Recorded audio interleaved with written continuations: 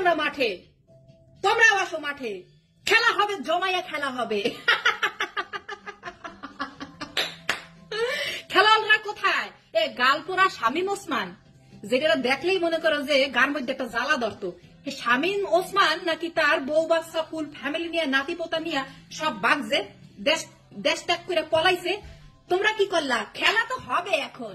শামীম ওসমান, গালপোড়া শামীম ওসমান, খেলা অবশ্যই হবে। এখন খেলবে আমার ভাই বোনরা, এখন খেলবে আমার ছাত্র ছাত্রীরা, আমার যোদ্ধা ছাত্ররা খেলবে, যারা দেশ স্বাধীন করছে, যারা বাংলাদেশকে আবার দ্বিতীয়বারের মতো জয় করছে, তারা এবার খেলবে কাদের সাথে জানো?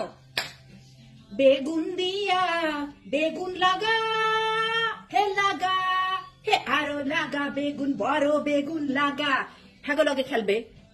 আওয়ামী লীগ নেত্রীরা আছে না কিছু বেগুন লাগানি, বেগুন লাগানি গহরে খেলবে। বেগুন লাগানিরা বহুত লাফাইছোস, মনে রাখিস, এক মাগে কিন্তু শীত যায় না, বলছিলাম না? আয়সা পড়ছে ইনশাল্লাহ। এজন্যই সময় থাকতে সবাইরে সম্মান কর, কদর দে।